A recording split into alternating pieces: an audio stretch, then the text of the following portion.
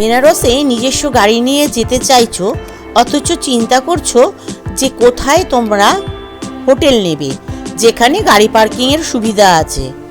আর বেনারসে যেখানে গাড়ি পার্কিংয়ের সুবিধা আছে সেখানকার হোটেলের প্রাইস কিন্তু খুব বেশি। তাই তোমাদের কাছে একটা কম বাজেটের কার পার্কিং সহ ও তার সাথে ওয়াইফাইয়েরও ব্যবস্থা আছে সেই রকম হোটেলের খোঁজ আমি আমার এই ভিডিওর মাধ্যমে তুলে ধরলাম। এটা হচ্ছে দেবাংশী ভিলা। এর রুম রেট কিন্তু খুবই কম, মাত্র 2000 টাকা।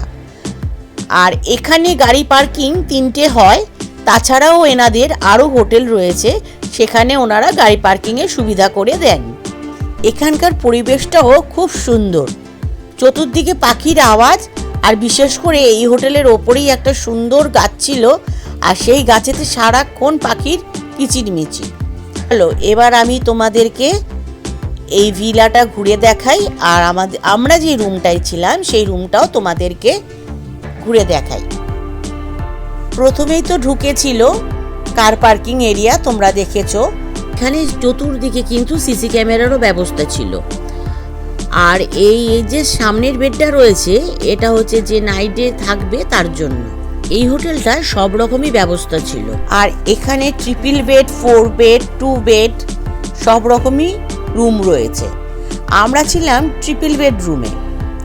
আর এটা হচ্ছে রিসেপশন। এখানে কিচেনেরও ব্যবস্থা আছে, বাচ্চা থাকলে কোনো অসুবিধা হবে না, এখানে কিচেনটা তোমরা ইউজ করতে পারবে। আমরা ছিলাম 102 নম্বর ঘরে। এই হচ্ছে 3 বেড,